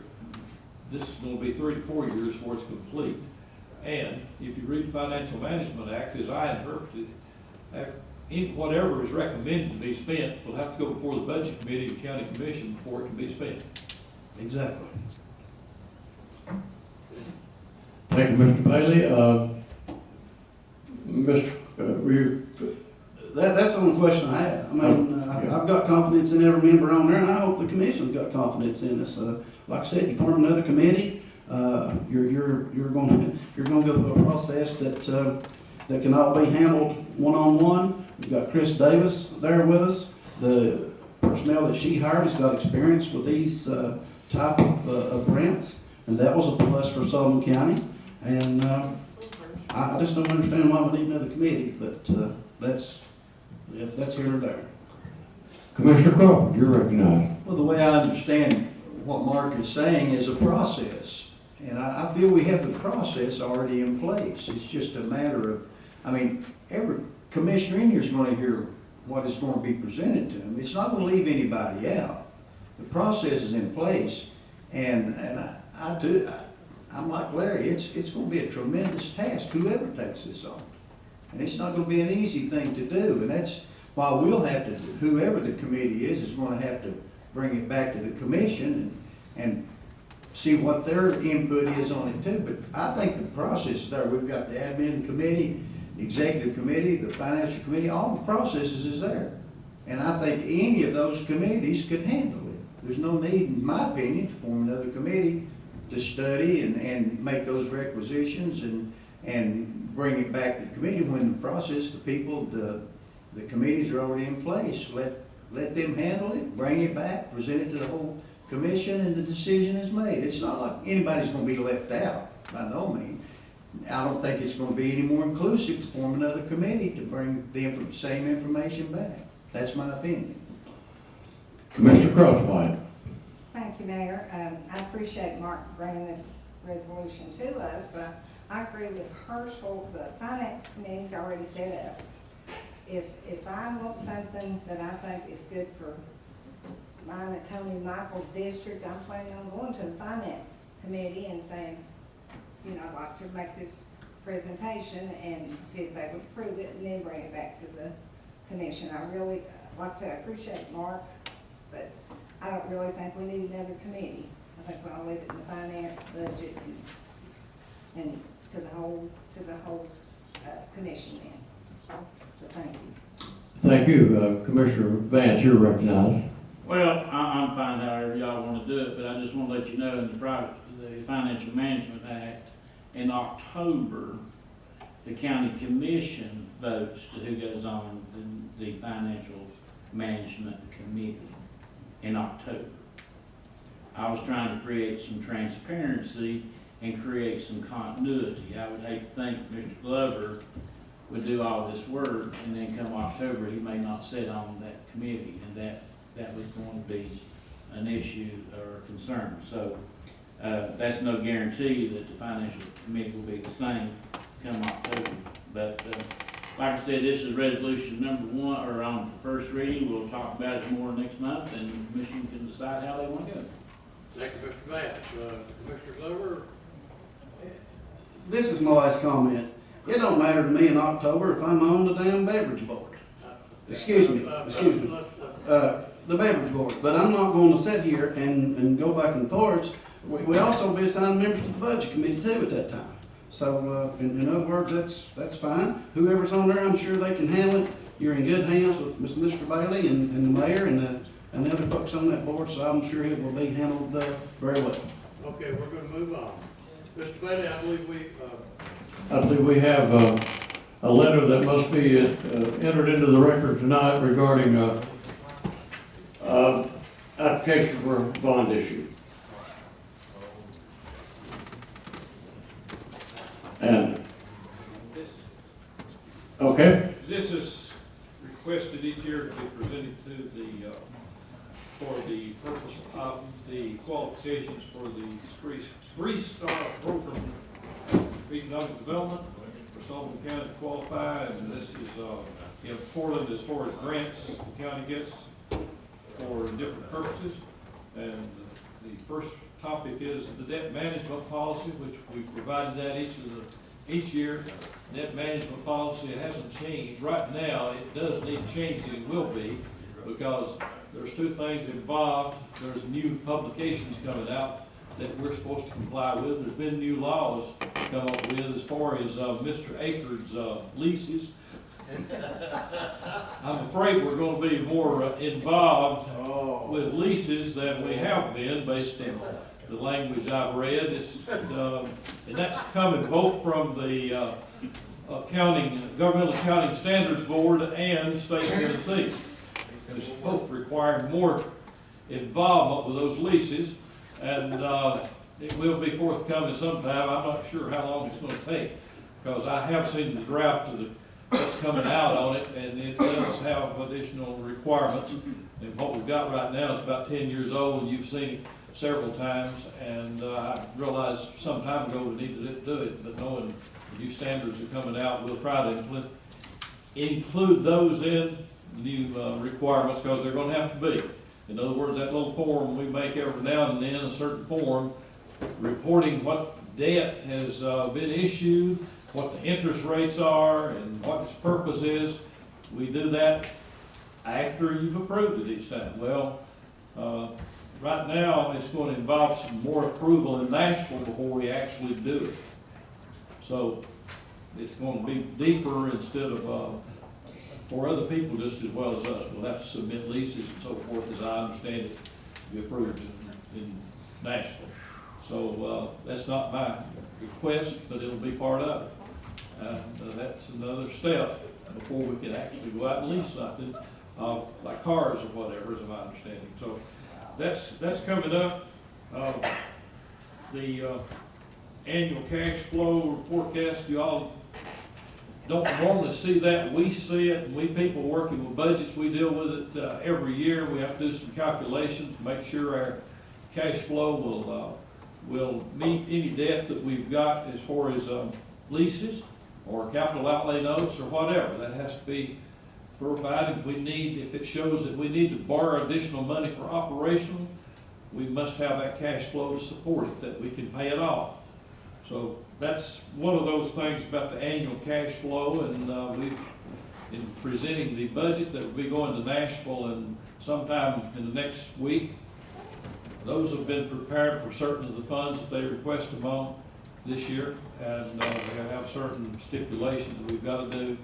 And it's not a restrictive thing, but it's one of those things that takes someone that follows the flow of money through the county and looks at when taxes comes in, things of this nature, verify that we should meet our needs. Internal control requirements is the other thing that we must confirm that we complete. Each department in this county has had to complete internal control requirements or provisions for their departments, and those were developed across the board maybe 4 years ago, and since then they've become more and more important than federal grants and so forth, that we have those approved, and the auditors require, the auditors always are asking about them and updates and so forth. So those things just go unheeded. They become part of, much as the cash flows and the debt policy and everything else. And it's something that more work, but it's part of the job, and it's part of meeting the standards whenever we start issuing bonds and things of that nature, and then the other business of the county government. Any questions? Thank you, Mr. Bailey. So that is officially in the record. And let me tell you, I won't hold you long, but I do want to talk with you about COVID tonight. I know you've heard all the COVID that you want to ever hear, but I talked with Gary Mays today. We do have an increase in the positive cases in Sullivan County on our testing now, and it's a Delta variant. So I want you to be aware of that as you're talking with your people. The other thing I wanted to mention, I got a call from a lady who said, what do I do if somebody knocks on my door and says, you want a vaccine? I said, you can rest assured that that won't be anyone from the Sullivan County Health Department. We will not be knocking on doors, coercing, or even offering. We will be available for anybody that wants the vaccine. We'll follow the protocols of parental consent for minors, but Sullivan County will not be out pushing and shaming people to get a vaccine they're not comfortable with. So I just wanted, in case you get a call like I did today, she said, I'm just not going to answer the door. So the fact is, tell your constituents that Sullivan County Health Department will make proper announcements on any procedures we have, and we're not knocking on doors right now. Any other thing? Angie? I got 3 people, Angie, Gary, and St. John's. Thank you, Chairman. I have an announcement. Marsh is having a blood drive this Saturday, and they are in dire need of blood. A lady came by my shop that's doing this, and was telling me today that they're going to do one Saturday at Piney Flats Volunteer Fire Department and Warriors Path Volunteer Fire Department from 9 a.m. to 2 p.m. So if you can, please go by and give blood. You could save somebody's life. Thank you. Thank you. Commissioner Stidham. I'd like to invite everyone out to Kingsport tomorrow night at 6:30 for the Fun Fest Parade. It'll be kicking off. It's a great event downtown to get our Fun Fest activities started in the city. Thank you. Commissioner Jones. And I would like to invite you to Kingsport Saturday. The Fun Fest is going on, but it's the 6th birthday of the Kingsport Carousel. Rides are free. If you've never been before, take your children and grandchildren, or just go by yourself and ride. The carousel is just absolutely a great addition to the city of Kingsport, and Colette's family was very involved in getting that happen, making that happen. But they'll also, farmers market will be open, baked goods. They always have wonderful stuff and fresh produce. So if you've seen prices in the market grocery stores, this is a good place to get some fresh stuff. Thank you. Commissioner Vance? I thought Mr. Akers was before. Okay, he is. Commissioner Akers?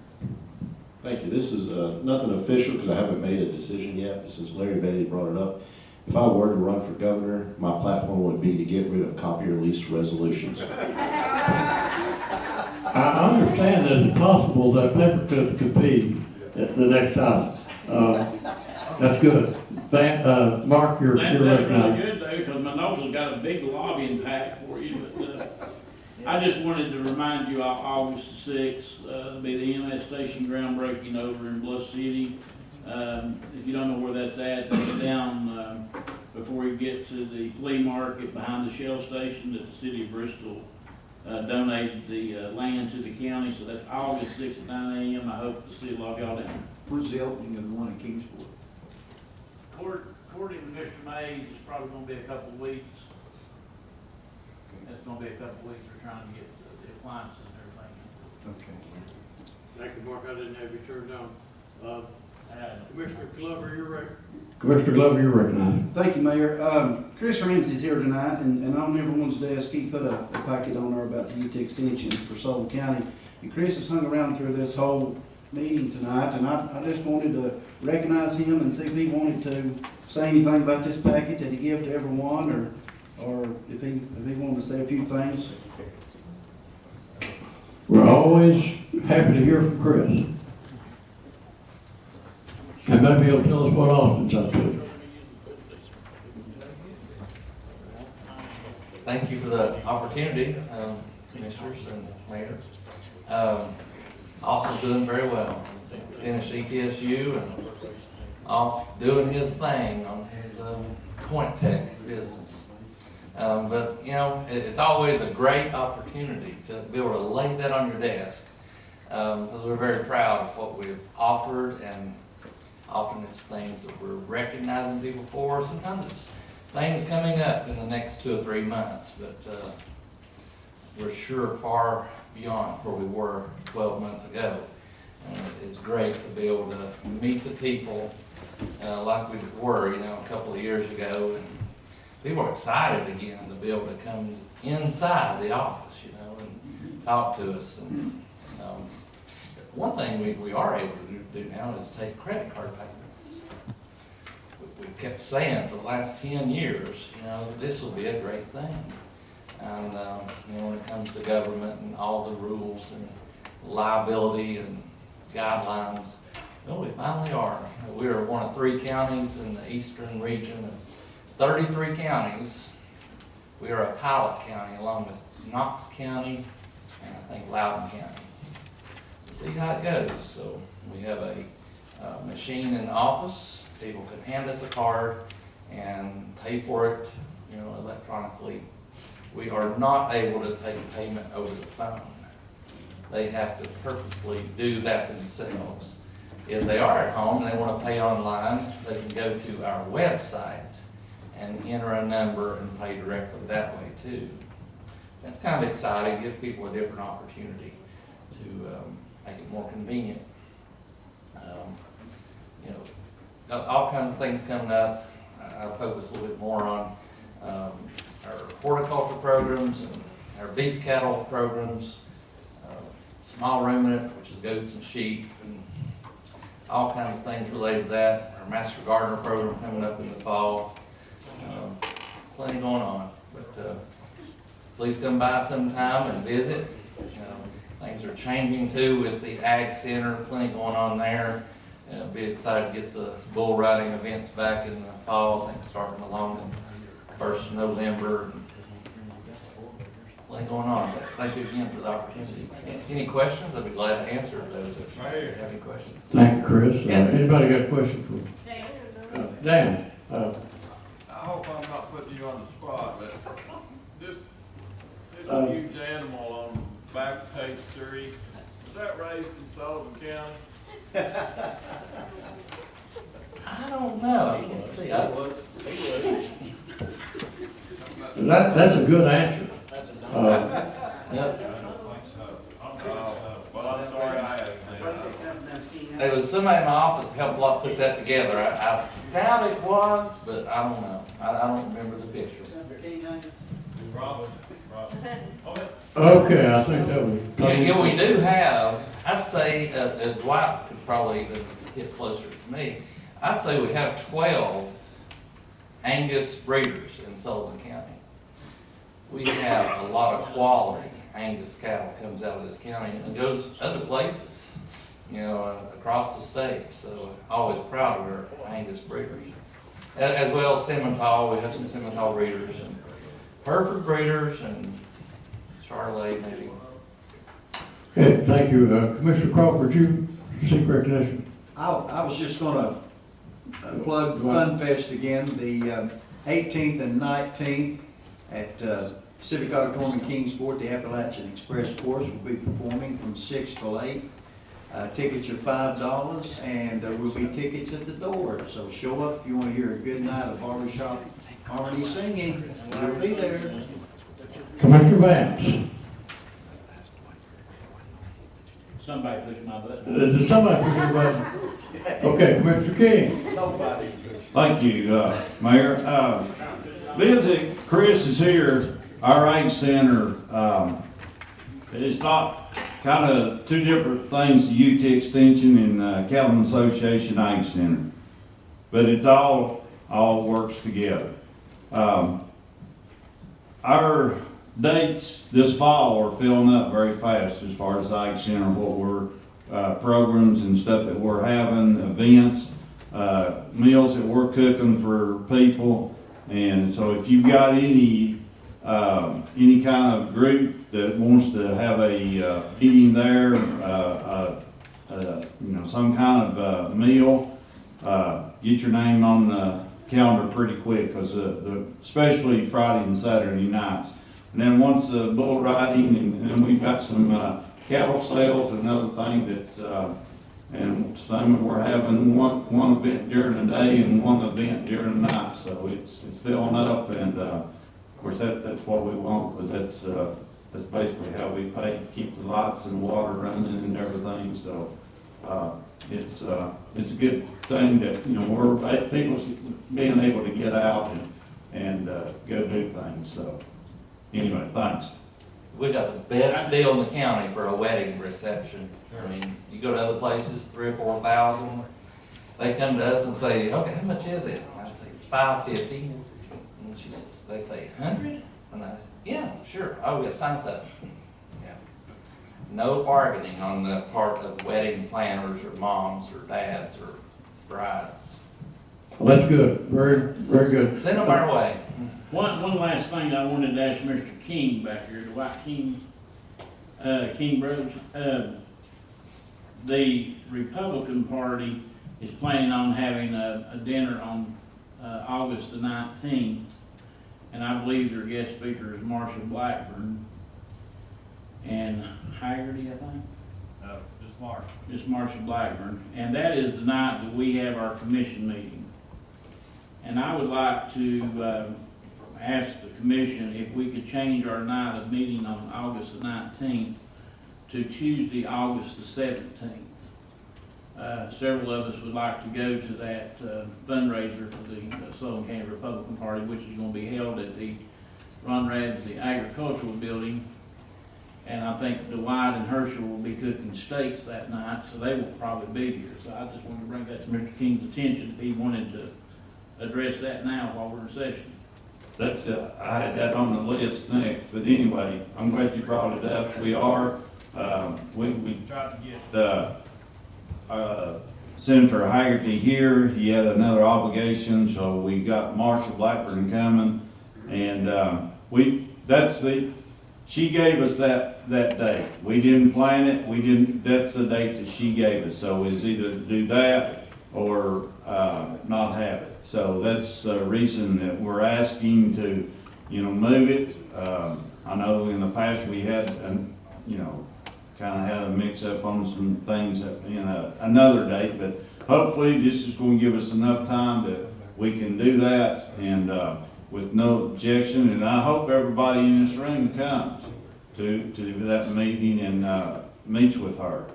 So I think it'd be good information, and we need to, support her and have a room full of people, and also make some money for the Republican Party in Sullivan County. So if there's no objections to doing that, of course, I know we've got to, advertise it and all that. But if I was going to ask the clerk to make a note of that, and she will. Do we need to make a motion and vote on that, Mr. Chairman? Unless, I would just say without objection, we will have our August meeting on the okay, that's fine. 16th, was that it, Mark? Well, it'll be the 17th, Tuesday, August 17th. The Republican thing will be August the 19th, third Thursday in August. Without objection, we'll do that. That's some of the biggest trouble I've gotten in up here when I try to change the meeting. I know, that's what I'm saying. That's the reason I was wanting, make sure. But if we do it this early, we're probably all right, and I'll ask the clerk to note that and do the proper notifications. So, okay, Mr. Jones. The Kingsport Chamber is now meeting again, and the other chambers are too, in person. And most of you probably have got the notice, but on July 30th, you do need to RSVP for Senator Haggerty will be at the Kingsport Chamber. There's no charge for it, so you need to put that on the calendar. Thanks, Sam. I don't see anybody requesting recognition, so I'm going to adjourn the meeting after I make one comment about Commissioner Akers mentioned reapportionment. I've talked recently with Controller Jason Monpower. We have the maps printed. We don't have the numbers yet. They tell me Congress is not getting the numbers till September, so we're going to have to go down and dirty. And so I'll keep you all apprised. We'll have to operate very quickly.